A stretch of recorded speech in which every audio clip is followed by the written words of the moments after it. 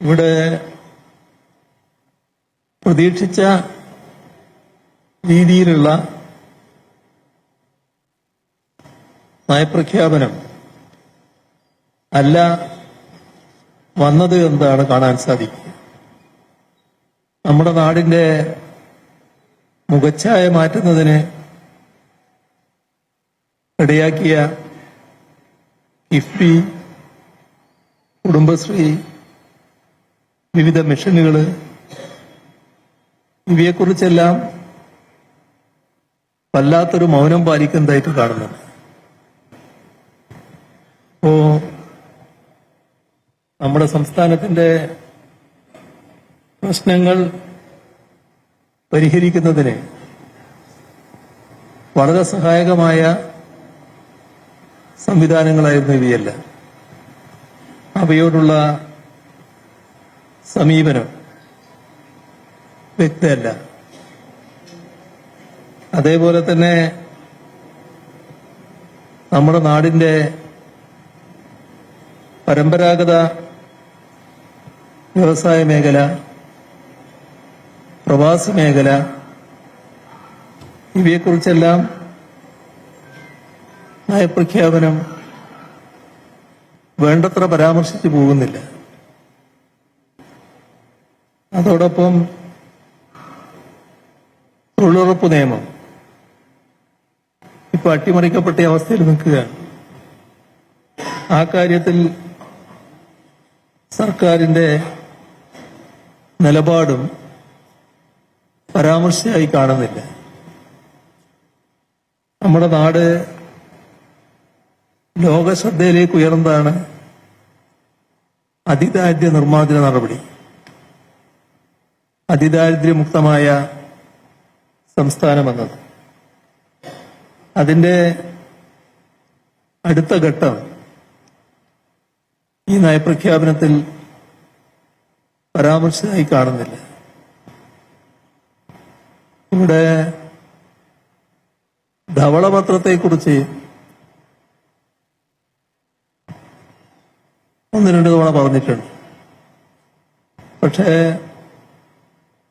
ധനകാര്യ ഫെഡറലിസത്തിന്റെ കടക്കൽ കത്തിവെക്കുന്ന നയമാണ് യൂണിയൻ സർക്കാരിനുള്ളത്. അതിനെക്കുറിച്ച് ഒരു പരാമർശവുമില്ല. അതായത് കേന്ദ്ര സർക്കാരിന്റെ സാമ്പത്തിക നയങ്ങളെ പേരിന് പോലും പരാമർശിക്കുന്നില്ല. ഇപ്പോ നമ്മുടെ നാടിനെ വല്ലാതെ ബാധിച്ചതാണ് പശ്ചിമേഷ്യൻ യുദ്ധ സാഹചര്യം. അതുമായി ബന്ധപ്പെട്ടുള്ള കാര്യങ്ങളോ അതുണ്ടാക്കുന്ന പ്രശ്നങ്ങൾ മറികടക്കാനുള്ള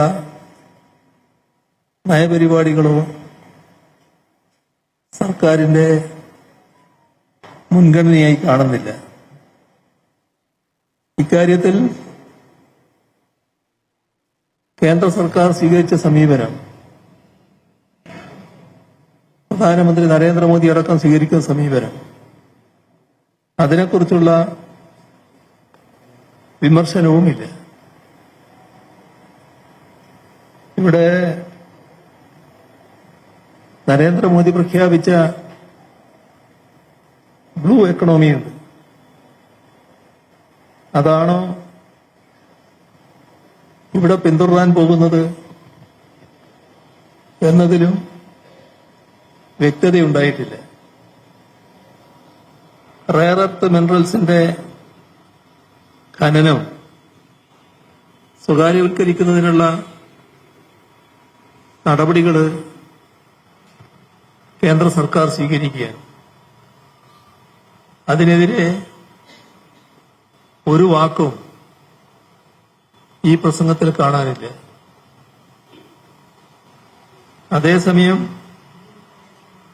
കേരളത്തിന്റെ സാമ്പത്തിക നിലയെന്തോ വല്ലാത്ത അപകടാവസ്ഥയിലാണ്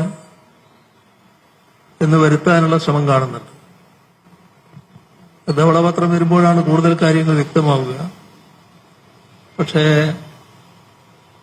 നമ്മുടെ നാടിന്റെ സാമ്പത്തിക നില പരിശോധിക്കുന്ന ആർക്കും കാണാൻ കഴിയും. സംസ്ഥാനത്തിന്റെ പൊതുകടം കഴിഞ്ഞ 5 വർഷം കൊണ്ട് 5% കുറയുകയാണുണ്ടായത്. 2021 39%. അത് 26 34% താഴെയാണ്. കടത്തിന്റെ കണക്കെടുത്താല് ഇന്ത്യയിലെ ആദ്യത്തെ 15 സംസ്ഥാനങ്ങളിൽ കേരളമില്ല. അപ്പോ ഏറ്റവും മികച്ച ധനദൃഢീകരണമാണ് കേരളത്തിൽ നടന്നത് എന്നാണ് കാണാൻ കഴിയുക. അതിന്റെ മറ്റു വിശദാംശങ്ങളിലേക്കൊന്നും ഇപ്പോൾ വിശദമായിട്ട് പോകുന്നില്ല. ധവളപത്രം വരട്ടെ.